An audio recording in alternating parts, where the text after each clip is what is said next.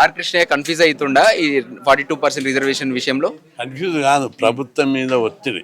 Confuse ఎట్లా అని చెప్పు నాకు చెప్పు. ఇప్పుడు మీరు ప్రభుత్వం కన్ఫ్యూజ్ ఉన్నది, ప్రభుత్వం కన్ఫ్యూజ్ ఉన్నది కాబట్టి 42% సాధించే వరకు ఈ ప్రభుత్వం మీద ఒత్తిడి తేవడానికే పెడుతున్నాం. ప్రభుత్వం కూడా పాజిటివ్గా ఆలోచించి ఎట్లా దీనికి పరిష్కార మార్గాలు, దీనికి ప్రత్యామ్నాయాలు ఉన్నాయి. మళ్ళీ ఒకసారి జీవో తీయొచ్చు, మళ్ళీ ఒకసారి అసెంబ్లీలో స్పెసిఫిక్గా అది రాష్ట్రపతికి పంపితే మళ్ళీ ఇక్కడ మొన్న ఆర్డినెన్స్ తీసారు. ఆర్డినెన్స్ కాకుండా అసెంబ్లీలో బిల్లు పాస్ అయ్యేటట్టు పాస్ అయ్యి జీవోది. దీనికి ప్రత్యామ్నాయ మార్గాలు ఉన్నాయి కాబట్టి ప్రభుత్వానికి సూచించడానికే ఇవన్నీ చెప్తున్నారు. ఇప్పుడు 42% రిజర్వేషన్ మీరు సపోర్ట్ చేస్తా ఉన్నారు, ఆ బిల్లును ఆహ్వానించారు, యాక్సెప్ట్ చేసిన బీసీ సంఘాలంతా. సో ఇక్కడ మీరు బీజేపీ నాయకులుగా ఉన్నారు కాబట్టి, అక్కడి నుంచి ఎంపీగా ఉన్నారు కాబట్టి మిమ్మల్ని ఈ ప్రశ్న అడుగుతా ఉన్నాం. మరి బీజేపీ నాయకులు దాన్ని ముస్లింల రిజర్వేషన్ల బిల్ అని ఒక పదం వాడడం జరిగింది, మీరు దీనికి ఏం సమాధానం చెప్తా? అసెంబ్లీలో బీజేపీ ఎంతమంది ఎమ్మెల్యేలు ఉన్నారు? 8 మంది ఉన్నారు. 8 మంది ఏకగ్రీవంగా సపోర్ట్ చేసిరా లేదా? కొన్ని అభ్యంతరాలు ఉన్నా మొత్తం అందరు అసెంబ్లీలో తీర్మానం చేశారు. బీజేపీ పార్టీ బీసీలకు వ్యతిరేకమైన అపవాదును అవుట్రైట్గా ఖండిస్తున్నా.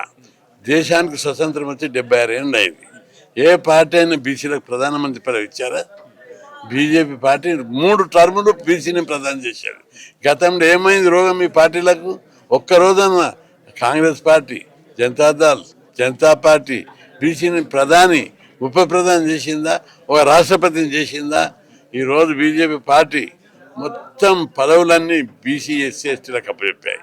ప్రధానమంత్రి బీసీలకు ఇచ్చింది, రాష్ట్రపతి ఒక గిరిజన మహిళకి ఇచ్చింది, అది సుప్రీంకోర్టు చీఫ్ జస్టిస్ ఒక దళితునికి ఇచ్చాయి.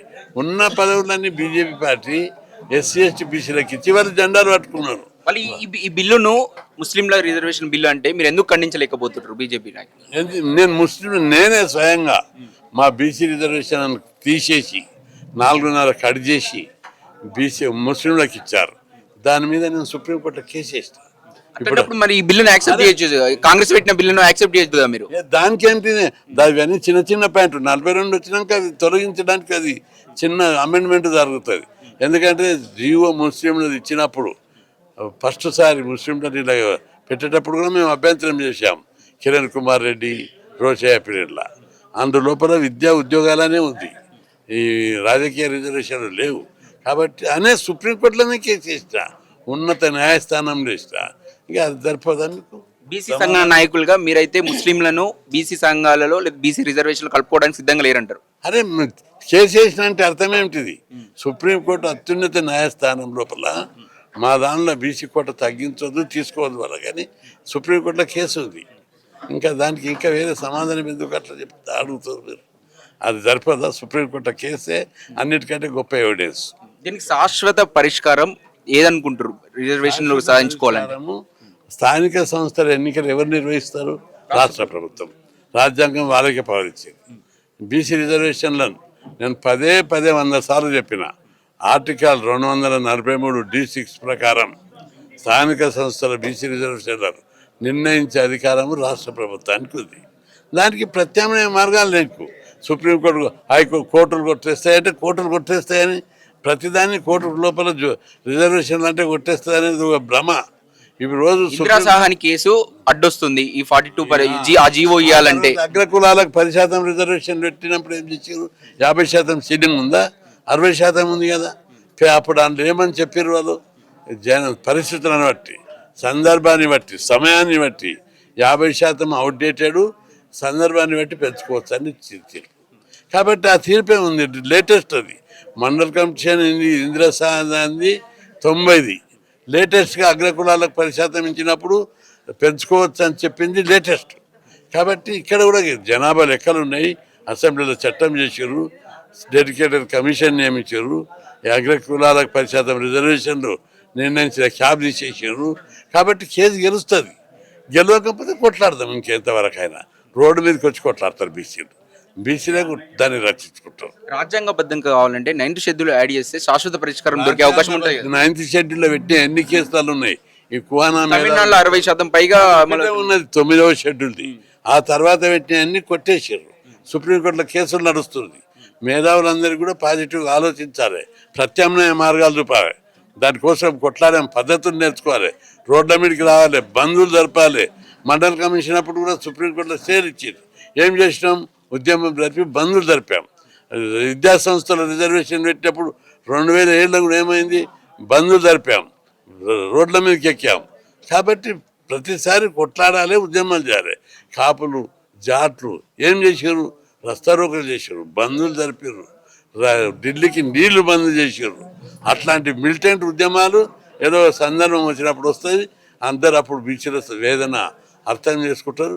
సుప్రీంకోర్టే స్వయం ఈ మధ్య ఎస్సీ ఎస్టీ బీసీలకు అక్కడ ఉద్యోగాల దాని లోపల జడ్జిలే కాకుండా పరిపాలన సంబంధమైన పోస్టు లోపల రిజర్వేషన్ పెట్టారు.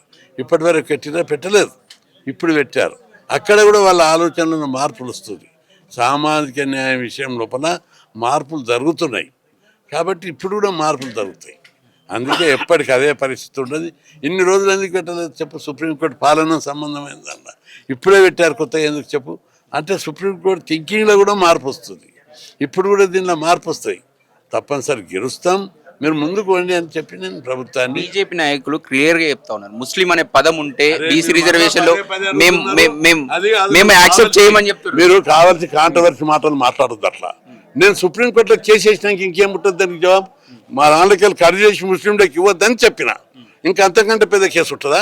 ఎందుకు ఆ విధంగా కాంట్రవర్సీ ముంచట్లు? మీకు పదే కాంట్రవర్సీ ముంచట్లు. నేనే స్వయంగా కేసు ఉన్నది ఇప్పుడు సుప్రీంకోర్టులో. 7 మంది జడ్జీలు దాన్ని విచారణ జరుపుతారు. తొందర లోపల వస్తుంది, ఆల్ ఇండియా లెవెల్లో దాని మీద జడ్జిమెంట్ వస్తుంది. అప్పుడు మాట్లాడినతోటి, అప్పుడు ఇంటర్వ్యూ తీసుకున్నతోటి చెప్తా సమాచారం. ఈ రిజర్వేషన్లు ఇవ్వకుండానే ఇది క్లియర్ గా స్పష్టత వస్తలేదు కాబట్టి ప్రభుత్వం క్లియర్గా ఉంది స్పష్టత. ప్రభుత్వము పాజిటివ్ ఆలోచించి దీనికి ప్రత్యామ్నాయ మార్గాలు ఆలోచించాలి. ఇప్పుడు ప్రత్యామ్నాయం ఉంది. ఒక బిల్లు పంపించి ఆర్డినెన్స్ ఇచ్చారు, ఇక్కడ గవర్నర్ దగ్గర ఒకటి పెండింగ్ ఉంది, ఇక్కడ కేంద్రం ఒప్పుకునే పరిస్థితి లేదు, అక్కడ బీజేపీ ఉంది, ఇక్కడ కాంగ్రెస్ ఉంది. నీ చేతుల్లో జీవోదీశ అధికారము నీ చేతుల్లో ఉంటే కేంద్రం ఏం చేస్తుంది? కేసీఆర్ ఇచ్చిన జీవో తీసుకొస్తేనే కొట్టేసిన ఈ కోర్టులు, వీళ్ళు తీసుకొస్తే కొట్టే. ఏం జీవో తెచ్చిండు? తగ్గించాడు. సుప్రీంకోర్టులో కేసులు దానిలో కూడా మేము కొట్లాడినాం. సుప్రీంకోర్టులో కేసీఆర్ అప్పుడు ఏమిచ్చిండు? అప్పుడే విట్టు బీసీ రిజర్వేషన్లను తగ్గించాలి కృష్ణమూర్తి కేసులో అని జడ్జిమెంట్ వస్తే అప్పుడు మాకు తగ్గించడానికి అభ్యంతరం ఉండేదని రాష్ట్ర ప్రభుత్వం అఫిడవిట్ ఇచ్చింది. కాబట్టి ఎక్కడిచ్చారు వాళ్ళు? సపోర్ట్గా ఇవ్వలేదు, తగ్గించారు. ఇప్పుడు అందుకే మేము బీసీలు బిచ్చగల్లా జనాభా ప్రకారం ఇవ్వమంటున్నాం. ఎందుకు ఇంత రచ్చ, ఎందుకు ఇంత బాధ? బీసీలు ముఖ్యమంత్రులు మీరే, మంత్రులు మీరే, ఎమ్మెల్యేలు మీరే, ఎంపీలు మీరే. మా వాళ్ళు సర్పంచ్లు అయితే కూడా ఓర్వరా? ఇంకా చట్టసభల రిజర్వేషన్లు కావాలని కొట్లాడుతున్నాం. బీజేపీ పార్టీ అది కూడా చేస్తుందని చెప్పి మేము అందరికీ చెప్తున్నా. జనాభా లెక్కలు ఎవరైనా చేశారా? ఏ పార్టీ అయినా చేశారా? బీజేపీని మళ్ళా మీరు ఇబ్బంది పెట్టేటట్లు బీసీ వ్యతిరేకమైనట్టు మాట్లాడుతున్నారు. కాదు, జనాభా లెక్కలు ఇన్ని రోజులు ఏ పార్టీ 76 ఏళ్ళు ఎందుకు చేయలేకపోయారు? అకస్మాత్తుగా మోడీని వాళ్ళందరికీ మేము కన్విన్స్ చేసి రిప్రజెంట్ చేస్తే సడన్గా మేము మొన్ననే చూశారు, దేశమే ఆశ్చర్యపోయింది. అరే ఇన్నేళ్ళు ఇంతమంది సామాజిక న్యాయం అని మాట్లాడిన వాళ్ళు ఎవరు కూడా పెట్టలేదు. కోర్టులు చెప్పినా, కమిషన్లు రికమెండ్ చేసినా, బీసీ కమిషన్లు చెప్పినా, దేశం గగ్గోలు పెట్టినా గత పాలకులు ఎవరు కూడా జనాభా లెక్కలు కుల లెక్కలు తీయలేదు. బీజేపీ పార్టీ మన వ్యతిరేకం అనుకుంటే వాళ్ళే కులగణన చేస్తున్నారు అని చెప్పారు.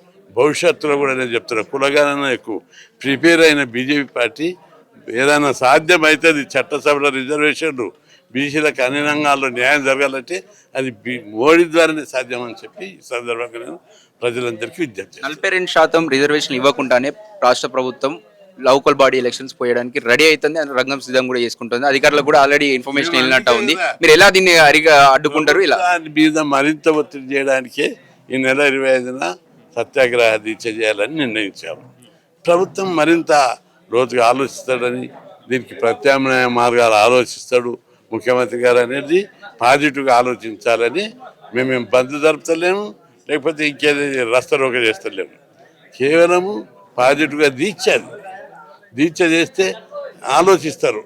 పాజిటివ్గానే పోతున్నారు వీళ్ళు. కాబట్టి దీన్ని ఇంకా ప్రత్యామ్నాయ మార్గాలు ఏమైనా ఆలోచిస్తారని ఈ దీక్ష చేపడతారు. ఎవరైనా ప్రజాస్వామ్యంలో బీసీల గురించి ఎవరు మాట్లాడినా మద్దతు ఉంటుంది. నాకు మద్దతు ఎవరు ఇస్తున్నా తీసుకుంటారు. ప్రతిపక్షాలు కూడా వెళ్ళిపోయే అవకాశం ఉంది. అందరూ మద్దతు ఇవ్వాలి, అందరినీ మద్దతు అడుగుతున్నా. ఎవరు బీసీలకు రిజర్వేషన్ పెంచాలనుకున్నారో వాళ్ళందరూ మద్దతు ఇవ్వాలి. తెలంగాణ ఉద్యమం లోపల పార్టీలకు అతీతంగా సిద్ధాంతాలకు అతీతంగా పోరాడారు. అప్పుడు లేని అభ్యంతరాలు ఇప్పుడు ఎందుకు? ఆర్ఎస్ఎస్ నుంచి మావోయిస్టుల దాకా తెలంగాణ ఉద్యమంకు మద్దతు ఇచ్చారు. అప్పుడు ఎవరైనా అభ్యంతరాలు చెప్పారా? వాళ్ళు ఉన్నారు మేమున్నాం వాళ్ళు అన్నారా? అనలేదు. అందరూ మద్దతు ఇచ్చారు. కాబట్టి ఇది మన కాదు ముఖ్యం. అందరూ కూడా పాజిటివ్గా పెద్ద మనసుతోటి ఈ 42 సాధించడానికే మార్గాలు లేకాలే సూచనలు ఇవ్వాలని విజ్ఞప్తి చేస్తున్నారు. క్లియర్గా ఇక్కడ రాష్ట్ర ప్రభుత్వం అయితే వాళ్ళు కాంగ్రెస్ పార్టీ ఇచ్చినటువంటి వాళ్ళ మాట ప్రకారం పార్టీ నుంచి మేము ఇస్తామని చెప్పేసి వాళ్ళు చెప్తా ఉన్నారు. కానీ రిజర్వేషన్లు మాత్రం స్థానిక ఎలక్షన్లో ఇంప్లిమెంట్ అయ్యే అవకాశం అయితే ఇక్కడ క్లియర్గా కనిపిస్తలేదు.